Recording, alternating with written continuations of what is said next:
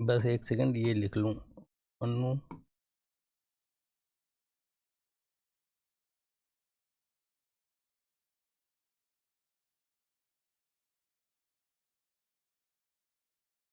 ठीक है,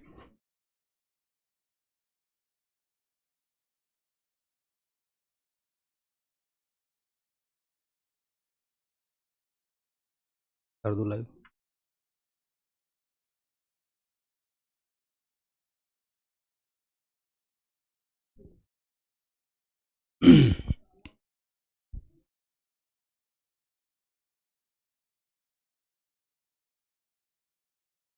hello friends, कैसे हो सारे लोग। तो मैं विकास मिश्रा आपका बहुत बहुत स्वागत करता हूं, है ना। आपके अपने यूट्यूब तो नहीं, अब तो ऐप हो गया है ना, RWA प्लेटफॉर्म पर।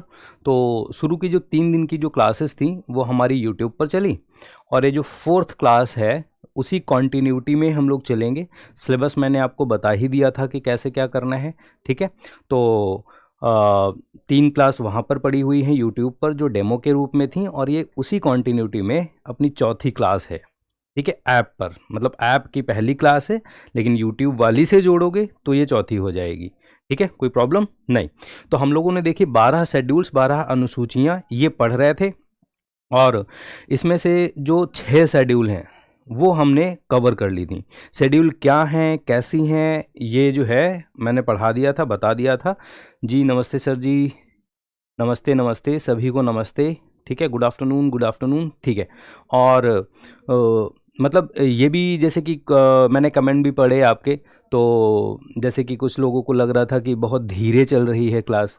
तो देखो, मैं आपको एक बात बताना चाहता हूँ, ये रटने वाली चीज़ नहीं है। मतलब मैं रटा सकता हूँ, 3 मिनट में इसको ख़त्म कर सकता हूँ, लेकिन वो आपके लिए ज़रूरी नहीं है। ये आपका RO का एग्जाम है, अंडरस्टैंडिंग इसमें चाहिए। अगर जो क्वेश्चन बहुत इधर उधर से घुमा के अगर जो पूछ ले, तो वो भी क्वेश्चन आपसे सही होने चाहिए, ठीक। तो कॉन्सेप्ट क्लैरिटी बहुत ज़रूरी है। मुझे भी पता है कि ये 12 शेड्यूल्स में 3 मिनट में पढ़ा सकता हूँ, लेकिन उसका कोई मतलब नहीं होगा। ये भी तो देखा जाता है ना कि किस एग्ज़ाम की आप तैयारी कर रहे हो। तो टेंशन ना लेते हुए एक बार बिलीव बनाइए, भरोसा बनाइए, और हमारे साथ बस चलते चलिए आप। ये मैं आपको गारंटी देने को तैयार हूँ, जब क्वेश्चंस आएंगे आपसे छूटेंगे नहीं। इस एग्ज़ाम की तो बात कर ही रहा हूँ, इसके अलावा वाले भी एग्ज़ाम दे लेना, और जो पॉलिटी में मैं नोट डाउन कर रहा हूँ वो आपको कभी निराश नहीं करेगी। थोड़े दिन के बाद ये आपको खुद ही बिलीव हो जाएगा, ठीक है। गुड मॉर्निंग, ठीक है। अब देखो, 12 शेड्यूल्स, 12 अनुसूचियां, तो 6 शेड्यूल्स तो हम लोग कवर कर चुके हैं। तो अभी देखिए क्या है, हम लोग 7वीं शेड्यूल जो है अभी करेंगे, 7वीं शेड्यूल, ठीक है। तो 12 शेड्यूल्स में 7वीं शेड्यूल देखो, तो 7वीं जो अनुसूची है, ठीक, 7वीं शेड्यूल या 7वीं जो अनुसूची है, इसमें देखो क्या है। 7वीं अनुसूची को हम बोलते हैं डिवीजन ऑफ पावर्स या सेपरेशन ऑफ पावर्स। क्या बोलते हैं? डिवीजन ऑफ पावर, समझते चलना, ठीक। डिवीजन ऑफ पावर्स, शक्तियों का पृथक्करण या शक्तियों का बंटवारा उसको बोलते हैं। उसको क्या बोलते हैं? शक्तियों का बंटवारा। क्या बोलते हैं? शक्तियों का बंटवारा बोलते हैं। अब शक्तियों का अगर जो बंटवारा है, तो ये किन्हीं किन्हीं के बीच में शक्तियों को बांटा गया होगा 7th शेड्यूल में, यही तो बात है। तो किन के बीच में बांटा गया होगा? एक तरफ हमारे यहाँ पर केंद्र है, और दूसरी तरफ हमारे यहाँ पर राज्य है। पहली बात देखो, मैं एक बात आपको बता दूं, मेरी शुरू में बस जितनी भी मैं क्लासेस कर रहा हूँ वो बहुत इत्मीनान से कर लेना। उसके बाद पूरी पॉलिटी ही तुमको इजी लगने लगेगी, क्योंकि पहले मेरा मोटिव देखिए क्या है कि एक अंडरस्टैंडिंग बना दें, जो बेसिक चीज़ें हैं वो आपको समझा दें। तो शुरू की जो 6-7 क्लास आप लेंगे ना, वो पूरी पॉलिटी के लिए बहुत ज़रूरी होंगी, फिर बहुत ईजी आपको लगने लगेगी।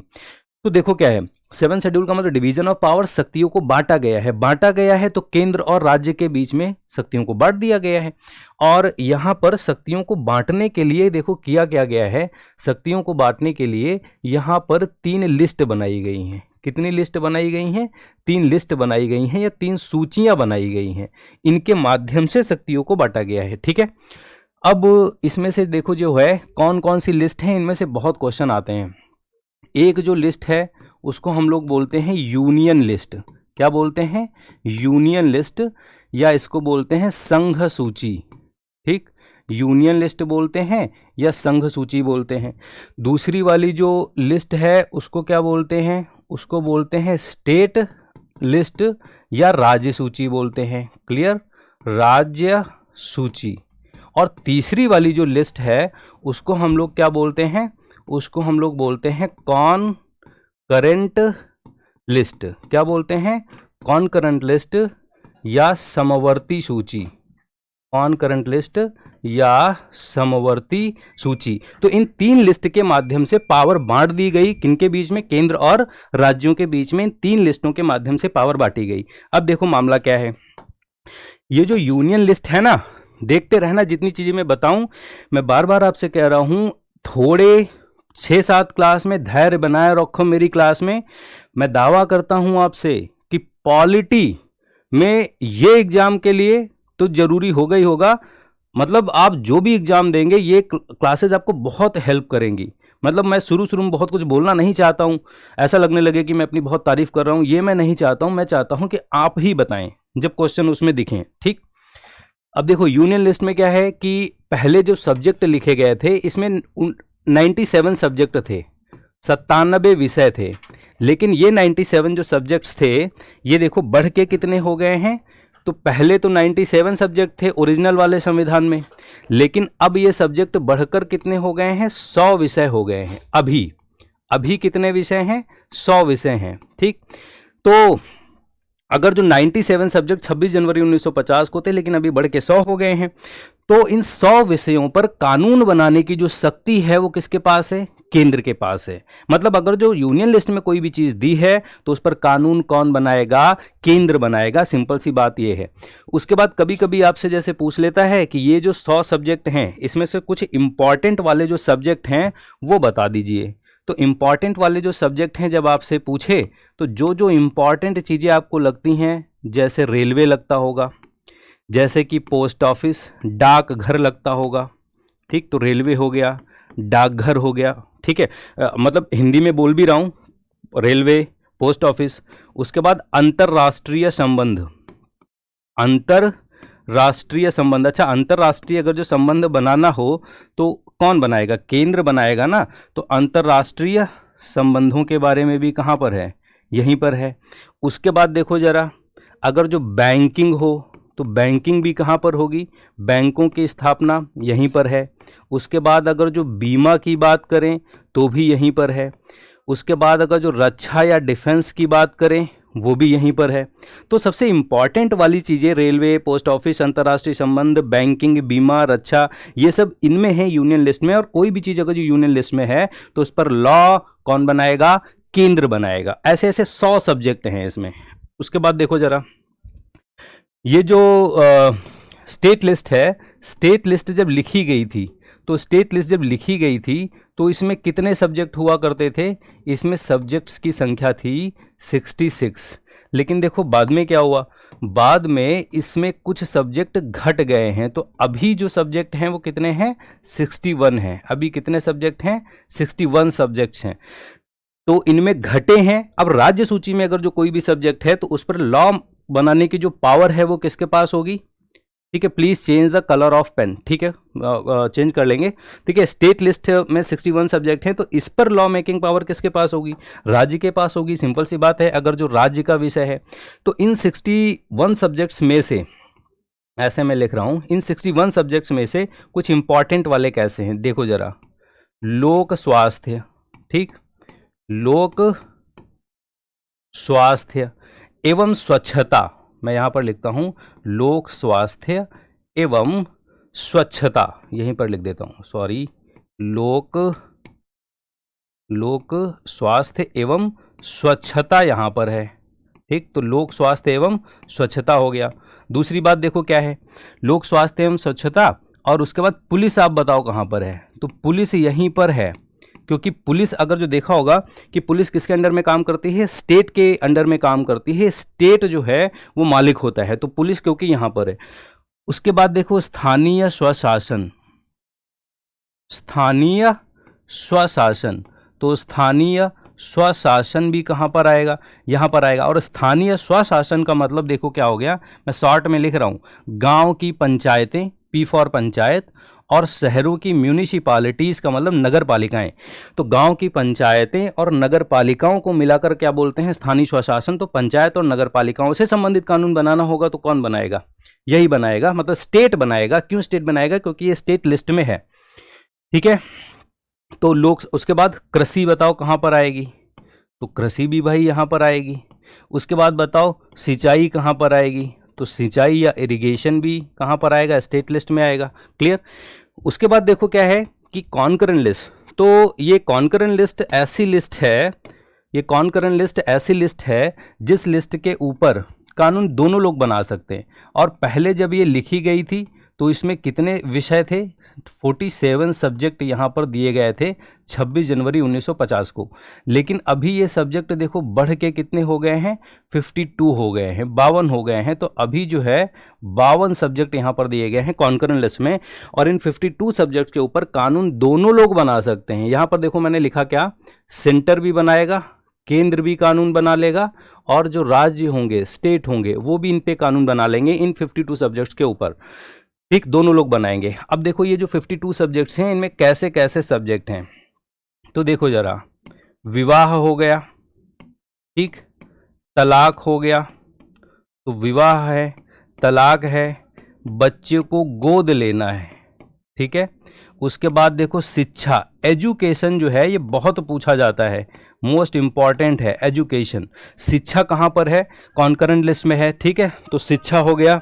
और उसके बाद देखिए क्या है, शिक्षा, जंगल या वन लिख देता हूँ। शिक्षा हो गया, वन हो गया, तो शिक्षा हो गया, वन हो गया। तो ये सारी चीज़ें कहाँ पर हैं? कॉन्करेंट लिस्ट में है। इतनी आपको चीज़ें क्लियर हुई? ठीक।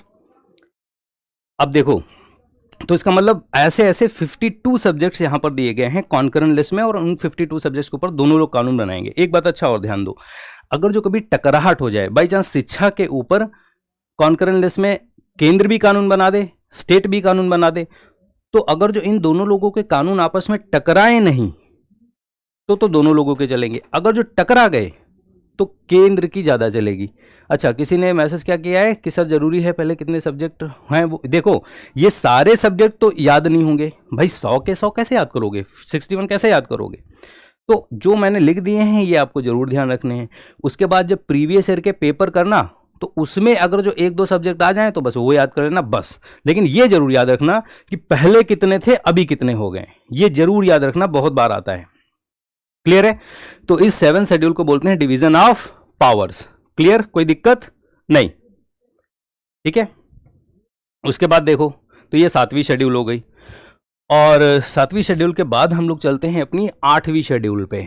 8वीं शेड्यूल, 8वीं अनुसूची। 8वीं जो शेड्यूल है, 8वीं जो अनुसूची है, इसमें देखो क्या है, इसमें लैंग्वेज है। क्या है? लैंग्वेज, लैंग्वेजेस हैं या भाषाएं हैं।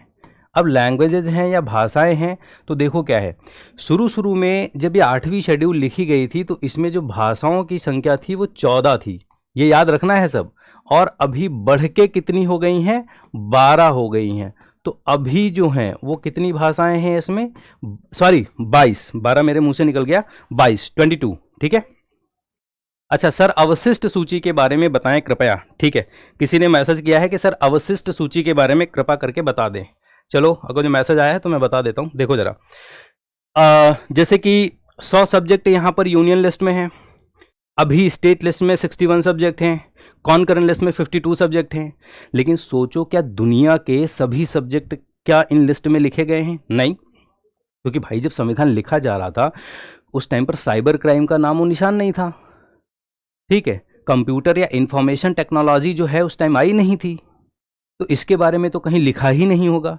तो प्रॉब्लम यह है कि अगर जो जैसे कि साइबर क्राइम है या कंप्यूटर टेक्नोलॉजी है तो उसके बारे में कहीं नहीं लिखा है, तो उस पर कानून कौन बनाएगा? तो देखो यहाँ पर क्या है, जो उन्होंने बोला है कि एक तो हमारी हो गई यूनियन लिस्ट, दूसरी हो गई स्टेट लिस्ट, और तीसरी हो गई कॉन्करेंट लिस्ट। और इन तीनों लिस्ट में जो चीज़ नहीं शामिल है, इन तीनों लिस्ट में अगर जो कोई सब्जेक्ट नहीं लिखा है तो ऐसे विषय को हम बोलते हैं अवशिष्ट विषय। उसको क्या बोलते हैं? अवशिष्ट विषय। ठीक। अवशिष्ट विषय बच गया जो कहीं नहीं लिखा है, और अवशिष्ट विषयों के ऊपर कानून बनाने की शक्ति अपने यहाँ पर किसके पास है? सेंटर के पास है। ये लिस्ट दी नहीं है संविधान में, इन तीनों में अगर जो नहीं है तो वो अपने आप क्या हो जाता है? अवशिष्ट विषय हो जाता है और वो सेंटर के पास चला जाएगा। क्लियर है? ठीक, अब चलो आगे बढ़ जाते हैं। तो 8वीं शेड्यूल में है लैंग्वेजेस, और 8वीं शेड्यूल में ये जो लैंग्वेजेस हैं इसमें एक बार जरा देखो आप, जो 8वीं शेड्यूल में ठीक है 14 थी, 22 भाषाएं अभी हैं, और इनको थोड़ा सा आप समझिए। देखो ये जो 22 भाषाएं हैं इनका मतलब क्या है? इनका देखो मतलब ये है कि अगर जो ये भाषाएं 8वीं शेड्यूल में लिखी हैं, शुरू शुरू में क्योंकि इतनी ज़्यादा दिक्कत थी हमारे यहाँ पर, क्योंकि आप पूरा का पूरा यूरोप देखो, पूरा का पूरा जो यूरोप है वो भाषाओं के आधार पर डिवाइड है। ठीक है, भाषाओं के आधार पे क्या लिखा है? सर हम भी कुछ पूछ रहे हैं, प्लीज़ बता दीजिए क्या पूछ रहे हो, एक बार यार मैसेज कर देना तो बता दूंगा अभी। Sir hand written notes PDF full कब तक अपलोड होगी? PDF इसमें अपलोड होने लगेगी, टेंशन मत लो। ठीक है, मतलब थोड़ा सा आप समझ लो, उसके बाद जैसे जैसे मेरी नज़र पड़ेगी आपके सबके जवाब दे दूंगा। तो देखो 8वीं शेड्यूल, हाँ लैंग्वेज, भाषा। अब देखो भाषा में क्या है, तो भाषा में देखिए ये है कि पूरा का पूरा जो यूरोप है, आप देखो जर्मनी, जर्मन बोलने वाले लोग, फ्रेंच, फ्रांस बोलने वाले लोग, इटली, इटालियन बोलने वाले लोग, पूरा भाषाओं के आधार पर क्या किया गया है? उसको डिवाइड किया गया है। ठीक है, तो अंग्रेज लोग जब यहाँ छोड़ के गए तो उनको लगा कि यहाँ अभी इंडिया पाकिस्तान ही नहीं, तमिल, तेलुगु, कन्नड़, बोडो, बहुत सारे यहाँ पर जो है वो राज्य बनेंगे। ठीक है, तो उन्होंने कहा कि अभी पाकिस्तान नहीं, अभी तो सैकड़ों पाकिस्तान इंडिया में बनेंगे, क्योंकि इतनी भाषा बोलने वाले लोग थे। लेकिन इंडिया ने एक होशियारी ये करी, या हमारे संविधान बनाने वाले लोगों ने ये किया कि सबको संतुष्ट करना था कि हो हल्ला ना हो। इस वजह से जो लैंग्वेज है, जो भाषा है, अगर जो इसको सही से संभाला नहीं जाता तो बहुत दिक्कत हो जाती। बांग्लादेश लोग कहते हैं सिर्फ इसलिए बन गया क्योंकि पाकिस्तान ने बांग्लादेश, जो पहले पूर्वी पाकिस्तान माना जाता था, उस पर उर्दू भाषा को थोप दिया। लेकिन बांग्लादेश वाले बोलते बांग्ला थे, तो पूर्वी पाकिस्तान अलग ही हो गया और वो बांग्लादेश बन गया। श्रीलंका 30 से 40 साल तक गृह युद्ध से जूझता रहा क्योंकि वहां पर दो भाषा बोलने वाले लोग थे, तमिल और सिंहला। तमिलों को वहां तवज्जो नहीं मिली श्रीलंका में। तो ऐसे इंडिया में भी हो सकता था, लेकिन इंडिया के लोगों ने सोल्यूशन निकाला, और इंडिया के लोगों ने सोल्यूशन क्या निकाला कि 22 भाषाओं को उन्होंने कहां पर डाल दिया? 8वीं शेड्यूल में डाल दिया। पहले 14 थी और बढ़ के कितनी हो गई? 22। जैसे जैसे दूसरे लोगों ने कहा कि हमारी भी डालो, हमारी भी डालो, तो उनकी भी लैंग्वेज इसमें डाल के अभी 22 भाषाएं हो गई हैं। अगर जो यहाँ पर कोई भाषा शामिल है 8वीं शेड्यूल में, तो उसका मतलब ये होता है कि चिंता मत करो, आपकी भाषा डाउनग्रेड नहीं होने दी जाएगी, और उसके डेवलपमेंट का काम भारत सरकार का है। ठीक है, तो ये 22 भाषाएं हैं, और ये 22 भाषाएं देखो पहले 14 थीं लेकिन बाद में 22 हुई। तो यहाँ से ये भी क्वेश्चन आता है कि अमेंडमेंट करके कुछ भाषाएं बढ़ाई गई हैं, संशोधन करके कुछ भाषाएं बढ़ाई गई हैं। तो यहाँ पर देखो जरा, जो अमेंडमेंट हुआ है, कौन कौन सा अमेंडमेंट बहुत बार पूछा जाता है। यहाँ पर मैं लिख देता हूँ कि 21वां अमेंडमेंट, कौन सा? 21st constitutional, 21st constitutional amendment. ठीक, अमेंडमेंट और एक्ट ये लाया कब गया? तो ये ला गया 1967। 21वें नंबर का संविधान में संशोधन किया गया 1967 में। ठीक है, और इस 21वें नंबर के संशोधन के द्वारा एक नई भाषा जोड़ी गई थी, कौन सी? सिंधी। ये याद रखना। ठीक है, अब जरा एक बार देखो जरा, मैं क्योंकि ये बार बार लिखना पड़ेगा तो मैं अब ये पूरा कॉन्स्टिट्यूशनल अमेंडमेंट एक्ट करके ये नहीं लिखूंगा। ये संविधान में संशोधन कैसे होता है ये आगे की क्लासेस में आपको बताऊंगा। टोटल 106 संशोधन हो चुके हैं। अभी बस ये जानिए कि संसद संविधान में संशोधन करके कोई चीज़ जोड़ या घटा सकती है, और ये वाला 21वां वाला था। तो अभी देखो मैं क्या करूंगा, कॉन्स्टिट्यूशनल का C लूंगा, अमेंडमेंट का AM लूंगा और एक्ट का A लूंगा। तो इस साइड अब मैं ऐसे लिखूंगा, देखो जरा, जब दूसरे लोगों ने हो हल्ला काटा तो फिर से अमेंडमेंट हुआ 71वें नंबर का कॉन्स्टिट्यूशनल अमेंडमेंट एक्ट। यहीं से शॉर्ट फॉर्म ले ली मैंने। ये क्या लिखा है देखो, कॉन्स्टिट्यूशनल अमेंडमेंट एक्ट। ठीक है, और ये वाला कब किया गया था? 1992 में किया गया था। 71वां संविधान संशोधन अधिनियम 1992। और इससे 3 भाषाएं जोड़ दी गई। कौन कौन सी? एक तो है कोंकणी, दूसरी है मणिपुरी और तीसरी है नेपाली। ये भाषाएं जोड़ी गई। ठीक, ये question 71 constitutional amendment act UPSC IAS का प्रीवियस ईयर पेपर उठाना वहां पर आया था। ठीक, उसके बाद देखो जब ये लैंग्वेज जोड़ दी गई तो दूसरे लोगों ने और हो हल्ला काटा भाई कि इनकी तो लैंग्वेज आपने जोड़ दी, हमारी भी जोड़ दो। तो उनके लिए भी यहां पर क्या किया गया, 92 नंबर का 92वें नंबर का संविधान में संशोधन किया गया, 92 कॉन्स्टिट्यूशनल अमेंडमेंट एक्ट। और ये वाला अमेंडमेंट जो है 2003 में संसद ने पास कर दिया था, लेकिन ये वाला अमेंडमेंट लागू कब हुआ था देखो, तो 2004 में ये लागू हुआ था। तो 92 कॉन्स्टिट्यूशनल अमेंडमेंट एक्ट जो 2003 में पारित हो गया था, संसद ने पास किया था, लेकिन लागू 2004 में हुआ था। और इस अमेंडमेंट की बदौलत 92वें नंबर के संविधान में संशोधन की बदौलत 4 लैंग्वेज और जोड़ दी गई। देखो कौन सी, एक तो थी बोडो, दूसरी थी डोगरी, तीसरी थी मैथिली, ठीक है, और मैथिली, और चौथी कौन सी है, संथाली। तो जरा देखो पहले 14 थी, अभी बढ़ के 22 हो गई, तो ये 8 लैंग्वेज क्या कर दी गई हैं, ये जोड़ दी गई हैं। क्लियर, ये जरूर ध्यान रखना जो मैंने अमेंडमेंट लिखे हैं और ये ऐड होने वाली लैंग्वेज जो लिखी है ये जरूर आपको लिखना है। साथ साथ में एक चीज एक्स्ट्रा मैं लिखे दे रहा हूं, ये आपको ध्यान रखना है कि जो अंग्रेजी है, जो इंग्लिश है, वो इन 8वीं शेड्यूल में नहीं है, इतना जरूर ध्यान रखना है आपको। क्लियर है, तो ये चीजें क्लियर हो गई। बोडो, डोगरी, मैथिली, संथाली, सिंधी सिंध वाले प्रांत में बोली जाती थी, कोंकणी जो है गोवा और महाराष्ट्र वाला कोस्ट, मणिपुरी पता है नेपाल, तो नेपाली नेपाल में, बट नेपाल से लगे हुए जो तराई वाले क्षेत्र हैं अपने वहां पर बोली जाती है। बोडो जो है, बोडो आसाम में, डोगरी जम्मू कश्मीर में, मैथिली बिहार झारखंड वाला इलाका, और संथाली भी उसी साइड झारखंड छत्तीसगढ़। ठीक है, क्लियर। चलो उसके बाद देखो नेक्स्ट। अब देखो 8 शेड्यूल तो हमारे यहाँ पहले से ही थी, 8 शेड्यूल थी, लेकिन बढ़ के हो गई 12।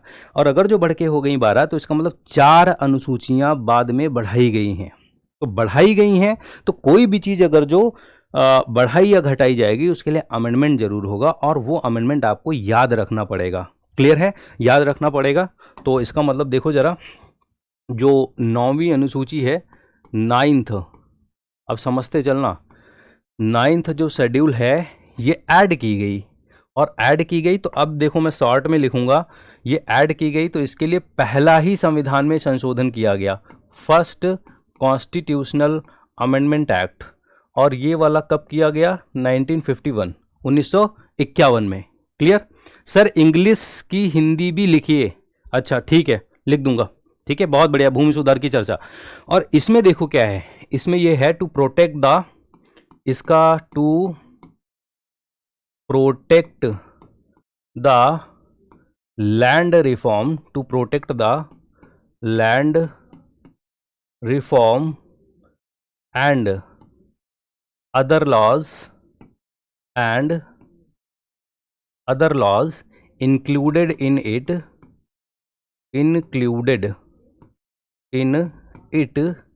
फ्रॉम, अभी समझ जाओगे ये है क्या, from judicial review, from judicial review.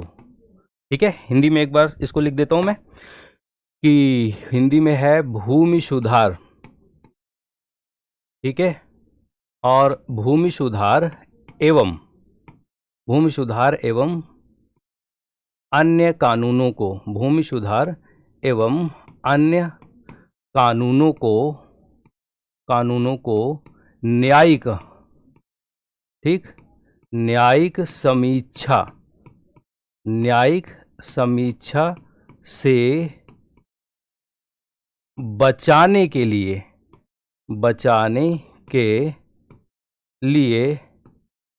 यह अनुसूची जोड़ी गई, यह अनुसूची जोड़ी गई, ठीक, यह अनुसूची जोड़ी गई। क्लियर है, तो अब देखो जरा, भूमि सुधार एवं अन्य कानूनों को न्यायिक समीक्षा से बचाने के लिए यह अनुसूची जोड़ी गई है। क्लियर है, अब इसको जरा एक बार मतलब दिमाग में बैठा लो, ये है क्या। अब जरा देखो, ठीक है, अब मैं आपको दूसरे पेज पे समझाने जा रहा हूँ। ठीक है, इधर देखो, मतलब अटेंटिव रह के एक बार समझो जो मैं कह रहा हूँ। देखो, संविधान है, ठीक है, कॉन्स्टिट्यूशन की एक किताब है। इस संविधान की किताब में हमको पता है मौलिक अधिकार लिखे गए हैं, फंडामेंटल राइट्स, मौलिक अधिकार लिखे गए हैं। और पहले मौलिक अधिकार कितने थे? तो पहले जो फंडामेंटल राइट थे हमारे पास वो तो 7 थे, लेकिन अभी कितने हैं? अभी 6 हैं। ठीक है, 6 हैं, क्योंकि संपत्ति का अधिकार, राइट टू प्रॉपर्टी हट गया। अभी क्यों हटा, कैसे हटा, बाद में देखेंगे, लेकिन राइट टू प्रॉपर्टी हट गया है। लेकिन पहले मौलिक अधिकार जो है वो संपत्ति का अधिकार था। राइट टू प्रॉपर्टी एक मौलिक अधिकार हुआ करता था। ठीक है, संपत्ति का अधिकार ये एक मौलिक अधिकार था। ठीक है, क्लियर है? तो अभी तो हट गया, लेकिन पहले तो था ही संपत्ति का अधिकार। अब देखो इसका मतलब क्या है। अगर जो आपके मौलिक अधिकारों का उल्लंघन हो, फंडामेंटल राइट्स का अगर जो वायलेशन हो, तो आप सीधे कहाँ जा सकते हो? सुप्रीम कोर्ट जा सकते हो। किसी भी मौलिक अधिकार का उल्लंघन हो, आपसे कोई छीन ले, तो आप सीधे कहाँ जा सकते हो? Supreme court. ठीक है, और सुप्रीम कोर्ट, जैसे कि यहाँ पर मैं लिख रहा हूँ, अगर जो किसी भी मौलिक अधिकार का उल्लंघन हो गया, किसी ने छीना, तो सीधे आप जा सकते हैं सुप्रीम कोर्ट, सर्वोच्च न्यायालय। ठीक है, सर्वोच्च न्यायालय जा सकते हो। सर्वोच्च न्यायालय आपके मौलिक अधिकारों का गारंटर है, प्रोटेक्टर है। सर्वोच्च न्यायालय तुरंत आपके मौलिक अधिकारों को लागू करवाने के लिए क्या देगा? ऑर्डर दे देगा, आदेश जारी कर देगा कि भाई इनके मौलिक अधिकार तुरंत लागू किए जाएं। इतनी बात क्लियर? ठीक है, अब देखो हमारे यहाँ पर क्या हुआ। जैसे ही इंडिया आज़ाद हुआ, ये भारत है, भारत जैसे ही आज़ाद हुआ 1947 में, तो हमारे यहाँ पर जो ज़मीन थी वो राजे रजवाड़ों के पास, बड़े बड़े जमींदारों के पास बहुत ज़्यादा ज़मीन थी, लेकिन गरीबों के पास में ज़मीन का एक टुकड़ा नहीं था। तो हमारे जो पहले प्राइम मिनिस्टर थे जवाहरलाल नेहरू, उन्होंने ये सोचा कि क्यों ना ऐसा किया जाए। हाँ, बहुत बढ़िया, किसी ने लिखा है आर्टिकल 32। ठीक है, तो जवाहरलाल नेहरू ने सोचा, क्या सोचा कि क्यों ना ऐसा किया जाए कि हम ज़मीन थोड़ी थोड़ी सी लेकर राजे रजवाड़ों से और जमींदारों से गरीबों में बांट देते हैं। तो जवाहरलाल नेहरू ने ये सोचा, मतलब संसद ने ये सोचा, संसद ने क्या सोचा? संसद ने ये सोचा, यार लाओ हम एक कानून बनाते हैं, और उस कानून का नाम दिया गया land reform, land reform act. Land act का मतलब होता है कानून, भूमि सुधार कानून। ठीक है, तो भूमि सुधार और कानून, तो भूमि सुधार कानून जो है लाओ बनाते हैं। भूमि सुधार कानून का मतलब इस कानून के द्वारा थोड़ी थोड़ी जमीन लेकर, ठीक है, जमींदारों से, राजाओं से गरीबों को दी जानी थी। प्रॉब्लम यह है कि जैसे ही इस लैंड रिफॉर्म एक्ट आप पास करोगे, वैसे ही जमीन छीनी जाएगी। किसकी? राजे रजवाड़ों की और जमींदारों की।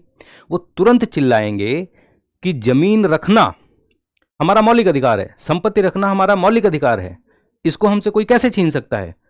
और मौलिक अधिकारों का उल्लंघन होगा तो कहां भाग जाएंगे? Supreme court.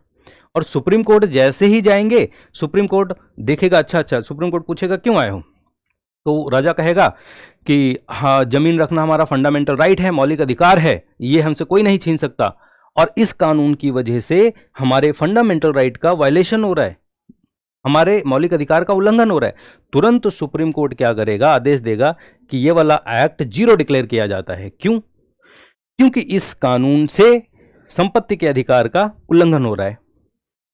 जवाहरलाल नेहरू फिर से ट्राई करेंगे, फिर से यही होगा। प्रॉब्लम आ गई। तो नेहरू ने सोचा यार करें तो क्या करें, कैसे करें? अगर जो जमीन हमको देनी ही है, ठीक है, तो कैसे दें? प्रॉब्लम। तो इसका मतलब क्या हुआ कि अब अगर जो जमीन बांटनी है, इसी तरीके के दूसरे अगर जो काम करने हैं, तो कुछ सोल्यूशन निकालना पड़ेगा। तो सोल्यूशन क्या निकाला गया? हमारी संसद ने, हमारी पार्लियामेंट ने, संसद ने संविधान में ही अमेंडमेंट कर दिया और कॉन्स्टिट्यूशन में अमेंडमेंट किया, संशोधन किया संविधान में। और संशोधन करके इन्होंने क्या किया?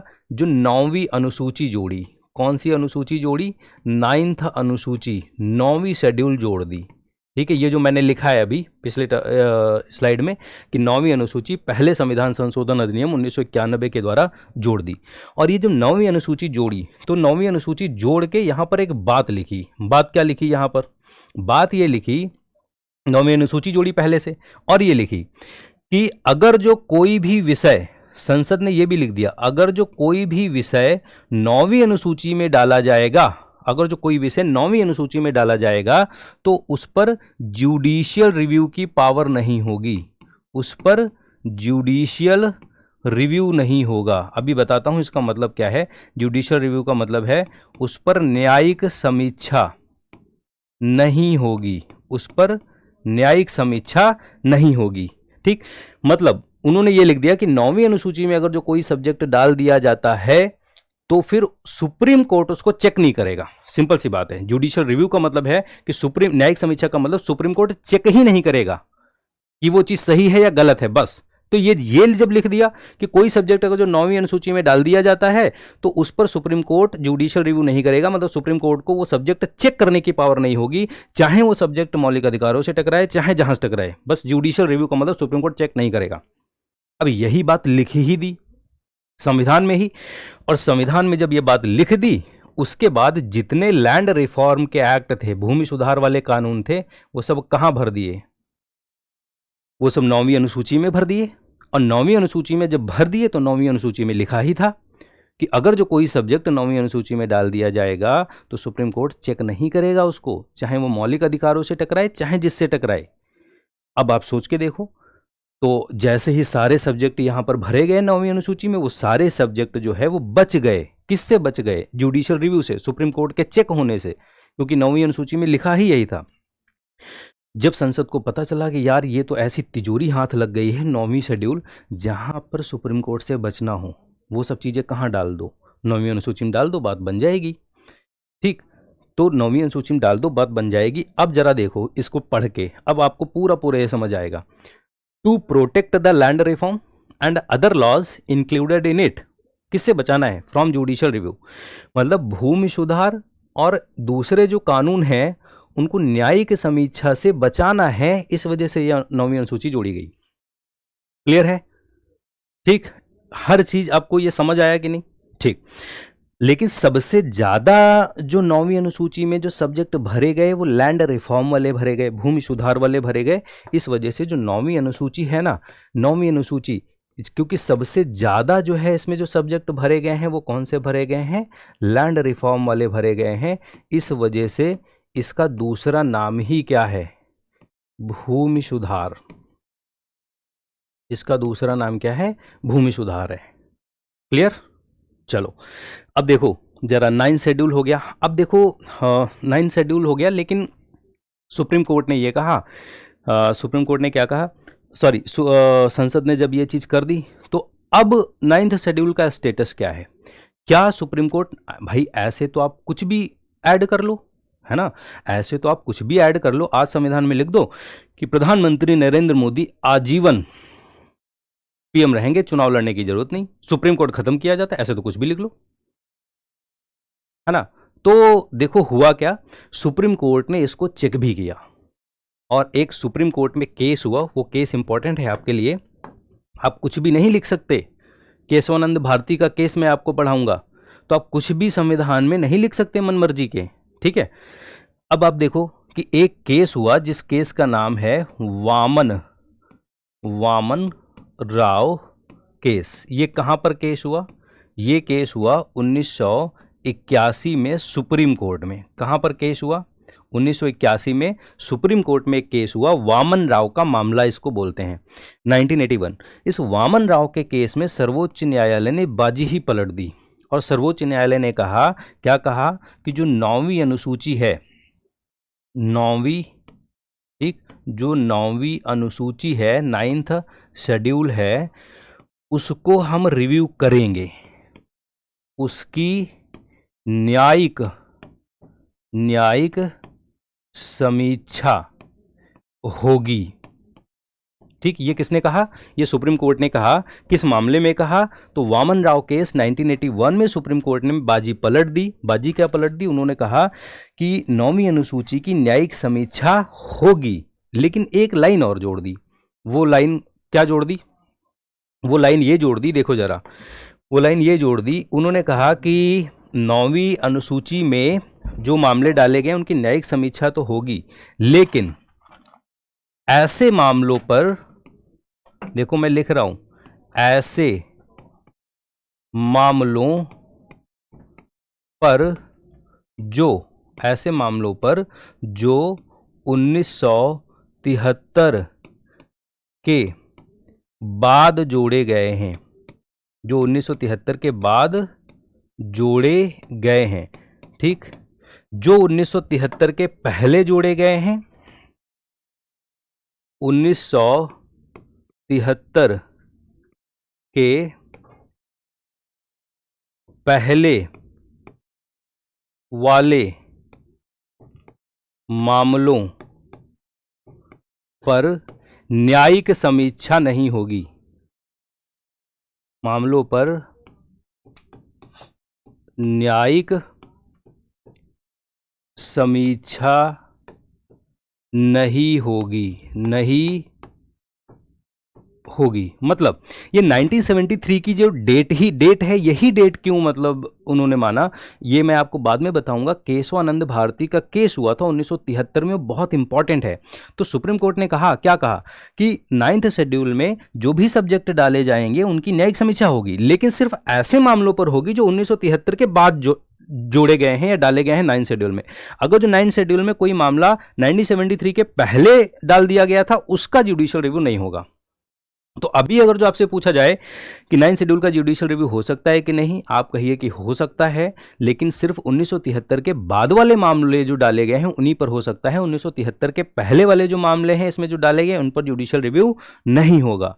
आपसे कोई पूछे कि सुप्रीम कोर्ट ने यह डिसीजन किस मामले में दिया, तुरंत कहिए वामन राव केस 1981 में दिया,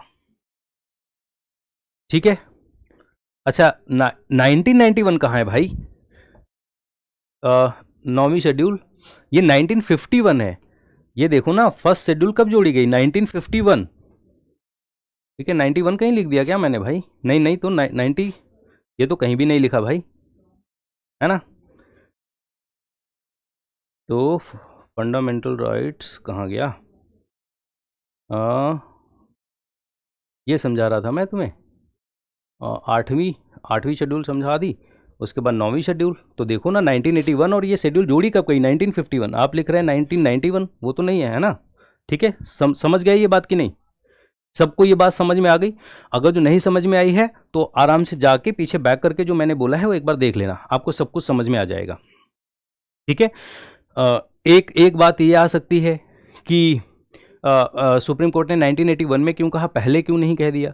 तो पहले जब 1951 में क्या हुआ था, जब ये शेड्यूल जोड़ी गई थी तो संशोधन हुआ था, और जो संशोधन किया था ना वो खुद संविधान सभा ने ही किया था, क्योंकि 1951 तक 1951 में 1950 जो 1 है, जो पहले चुनाव होंगे हमारी संसद वाले, लोकसभा और राज्यसभा के, वो 1952 में होंगे, 1952 में। तो अपनी जो पहली संसद थी वो खुद संविधान सभा ही थी जिसने संविधान बनाया। आप सोच के देखो, जिसने संविधान बनाया है उसी ने क्या कर दिया? अमेंडमेंट कर दिया।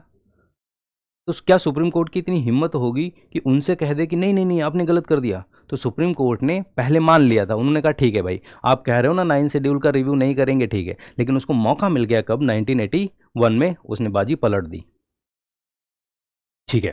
ठीक, बस इतना जो मैंने लिखा है ये आपको समझ में आना चाहिए, क्लियर है। उसके बाद देखो 10वीं शेड्यूल, 10th शेड्यूल। ये जो 10वीं शेड्यूल है, इसका जो टाइटल है वो है एंटी डिफेक्शन लॉ। इसका टाइटल क्या है? एंटी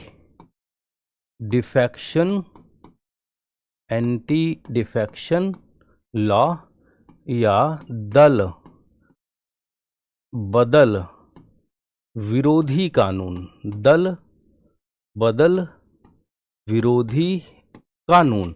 और ये दल बदल विरोधी जो कानून है, ये एक बार देखो जरा, ये कब ऐड किया गया? तो ये वाला कानून कब ऐड किया गया? 52nd कॉन्स्टिट्यूशनल अमेंडमेंट एक्ट, और ये 52वें नंबर का संविधान में संशोधन किया गया था कब? 1985 में, 1985 में। अब ये दल बदल होता क्या है, जरा इसको समझ लो आप, ठीक है। ठीक है, शेड्यूल दल बदल है क्या, एक बार देखो दल बदल क्या है। मैं थोड़ा सा यहाँ पर समझने की कोशिश करना, देखो ठीक, ये अपनी संसद है, ठीक, थोड़ा सा नीचे बनाता हूँ, ठीक है, इधर देखो ये अपनी संसद है, ठीक। अपनी जो संसद है उसके दो हाउस हैं, एक लोकसभा और एक राज्यसभा। लोकसभा में अभी कितने लोग बैठते हैं, 543 सांसद यहाँ पर बैठते हैं, ठीक। लोकसभा में इतने सांसद, 245 245 जो सांसद है वो कहाँ पर बैठते हैं, वो राज्यसभा में बैठते हैं।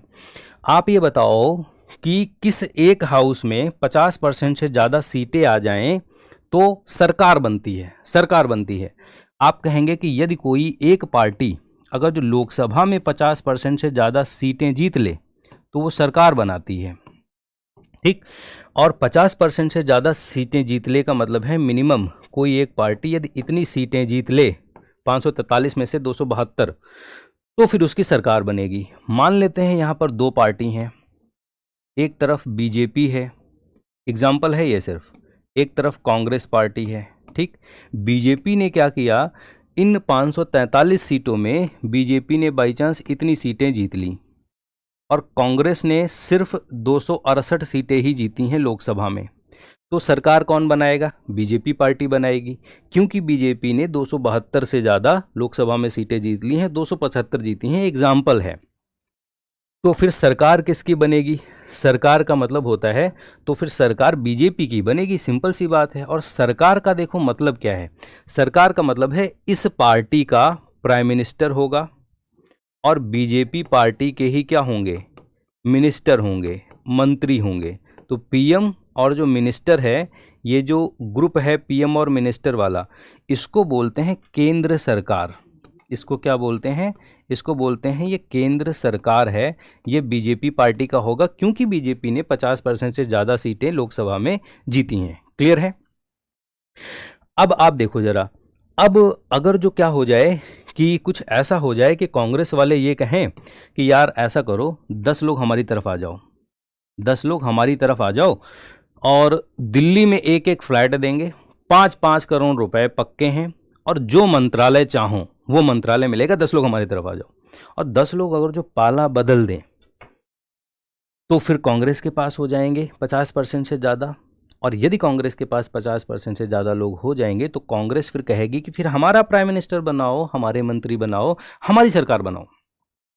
ये पहले बहुत होता था, सरकार जो है चेंज गिरती बहुत थी। क्यों गिरती बहुत थी, क्योंकि लोग पार्टी चेंज करके दूसरे साइड निकल जाते थे, ठीक है। पता लगे कि सोने गए प्राइम मिनिस्टर हैं, सुबह उठे पीएम नहीं है ना। तो बहुत ऐसा होता था। आया राम गया राम एक एग्जाम्पल एनसीईआरटी में बहुत फेमस एग्जाम्पल दिया गया है, जो गयालाल जी हरियाणा के मंत्री थे और उन्होंने क्या किया कि महज कुछ ही दिनों में 3 से 4 बार पार्टी बदल दी, एक कीर्तिमान रच दिया। जो गयालाल जी हैं कांग्रेस छोड़ के किसी में गए, फिर किसी में गए, फिर किसी में गए, फिर कांग्रेस ज्वाइन कर ली। कांग्रेस के जो स्पीकर थे उन्होंने कहा गयालाल जी आप इतनी पार्टी चेंज करते हो, लोगों को पता कैसे चलता है कि आप किस पार्टी से हो। तो लोगों को बताने के लिए जो कांग्रेस के स्पीकर थे उन्होंने कहा, लोगों को बताने के लिए कि ये गयाराम थे और अभी आयाराम हैं, आ गए हैं, फिर से ज्वाइन कर लिया। अच्छा, अमूल दूध वालों को ये लाइन पसंद आ गई। अमूल दूध वालों ने अपनी दूध की थैली पर नीचे लिख दिया आयाराम गयाराम। ये आयाराम गयाराम एक ही इंसान नहीं था, उस टाइम सारे ही आयाराम गयाराम होते थे, बहुत पार्टी चेंज करते थे। तो राजीव गांधी ने सोचा यार पार्टी चेंज करने की टेंडेंसी पर थोड़ा रोक लगाते हैं, और पार्टी चेंज करने की टेंडेंसी पर रोक लगाने के लिए ये 10वीं शेड्यूल जोड़ी गई है। 10वीं शेड्यूल का मतलब देखो क्या है, इसको एक बार समझ लेना। देखो जरा, अगर जो एक पार्टी 1 है, ठीक है, और दूसरी तरफ एक पार्टी 2 है, तो पार्टी 1 में जितने भी लोग हैं, ठीक, पार्टी 1 में जितने भी लोग हैं उनके 2/3 लोग या 2/3 से ज़्यादा लोग पार्टी 1 छोड़ के पार्टी 2 चले जाएं अगर, तो जा सकते हैं, कोई प्रॉब्लम नहीं है, चले जाओ, कोई दिक्कत नहीं है। लेकिन अगर जो पार्टी 1 में जो पार्टी 1 के टोटल लोग हैं उनके 2/3 से कम लोग अगर जो पार्टी 1 छोड़ के पार्टी 2 में जाते हैं तो सारे मेंबर्स डिस्क्वालीफाइड कर दिए जाएंगे, वो एमपी नहीं रहेंगे, सांसद नहीं रहेंगे। ठीक, तो इसका मतलब ये एक नंबर फिक्स कर दिया कि अब अगर जो बीजेपी पार्टी से लोग जाने हैं कांग्रेस में, तो 2/3 जाएं बीजेपी पार्टी के टोटल जितने मेंबर हैं, या 2/3 से ज्यादा जाएं तब तो जा सकते हैं। 2/3 से कम अगर जो जाएंगे तो वो सांसद ही नहीं रहेंगे। तो सोचो इतने सदस्य एक पार्टी के कैसे तोड़ लोगे, बड़ी मुश्किल बात है, इतने नहीं तोड़ पाओगे। और इससे कम जाएंगे ही क्यों जब वो सांसद नहीं रहेंगे? तो इसी लिमिट को बोलते हैं एंटी डिफेक्शन लॉ। हालांकि एक बात और, हालांकि यहां पर मैं लिख रहा हूं कि एंटी डिफेक्शन लॉ ये जब शेड्यूल जोड़ी गई थी तो ये लिमिट 1/3 ही रखी गई थी, लेकिन मंत्री लोग तो होशियार होते हैं, जोड़ तोड़ निकालते रहते हैं, तो वो तब भी जोड़ तोड़ निकाल लेते थे 1/3 जब ये लिमिट हुआ करती थी। लेकिन ये बढ़ के फिर से क्या कर दिया गया, 2/3 कर दिया गया। तो अभी जो लिमिट है वो कितनी है, 2/3 है। क्लियर? सर मेंबर के डिस्क्वालिफिकेशन का डिसीजन कौन लेता है? तो हाउस का हेड। हाउस का हेड का मतलब क्या होता है कि अगर जो लोकसभा के मेंबर हो तो लोकसभा का स्पीकर बताएगा कि आप डिस्क्वालीफाइड हो कि नहीं हो। मैसेज आया था आपका, ठीक है, मैंने देख लिया। और राज्यसभा में अगर जो है तो राज्यसभा में जो चेयरपर्सन होगा, सभापति होगा, वो। क्लियर है? चलो, तो ये हो गया 10th शेड्यूल। उसके बाद 11th और 12th बहुत छोटी छोटी सी हैं, जरा देख लो।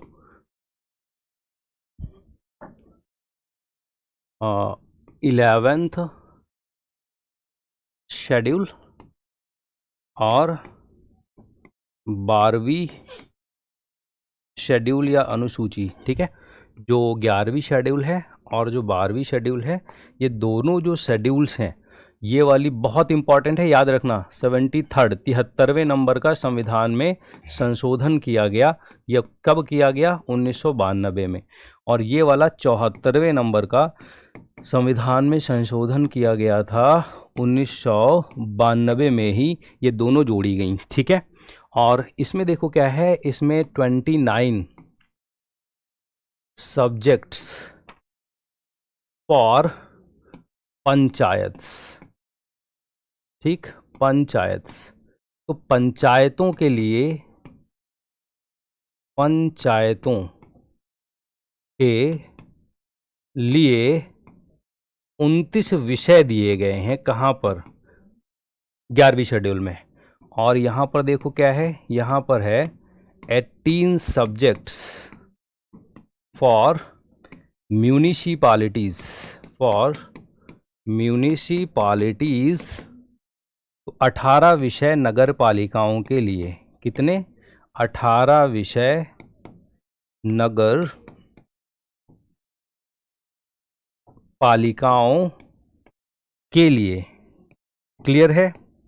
तो यहां पर देखो है क्या, इनका मतलब क्या है। पहली बात तो 1992 में दोनों ऐड की गई। ये 11वीं और 12वीं शेड्यूल क्या है, जैसे आपने 7वीं शेड्यूल अभी पढ़ी है। 7वीं शेड्यूल में देखो आपने क्या पढ़ा, 7वीं शेड्यूल में कहाँ गई, ये रही। 7वीं शेड्यूल में आपने पढ़ा था कि यूनियन लिस्ट में 100 सब्जेक्ट हैं, तो कानून इस पे कौन बनाएगा? केंद्र। स्टेट लिस्ट में अभी कितने हैं? 61, तो इस पर स्टेट बनाएगा, कॉन्करेंट लिस्ट में दोनों बनाएंगे। बिल्कुल 7वीं शेड्यूल की तरह 29 विषय दिए गए हैं 11वीं शेड्यूल में पंचायतों के लिए। जैसे गांव की सड़कें बनवाना, गांव के तालाबों को गहरा करवाना, ऐसे ऐसे 29 विषयों की सूची जिन पर पंचायतें काम करेंगी, उसको बोलते हैं 11वीं शेड्यूल। ऐसे ही 18 विषयों की सूची दी गई है यहाँ पर, जिस पर शहरों की नगरपालिकाएं काम करेंगी। इस शहर में जल निकासी की व्यवस्था, शहर में जन्म और मृत्यु का पंजीकरण करवाना। तो ऐसे ऐसे 18 विषयों की सूची जिस पर नगरपालिकाएं काम करेंगी, उसको क्या बोलते हैं? 12वीं शेड्यूल। सर जी आप मेरा मैसेज नहीं देख रहे हैं। सर जी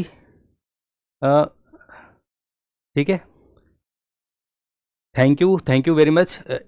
एक बार देख लो इनका मैसेज क्या है। सर जी आप मेरा मैसेज नहीं देख रहे हैं, ठीक है। तो ये आपको समझ में आ गया, ठीक है। और अब देखो, अब मैं तुमको याद करवा देता हूँ। ये एक ट्रिक है, ये मेरी अपनी ट्रिक नहीं है, ये यूट्यूब पर खूब चलती है ये वाली ट्रिक, है ना।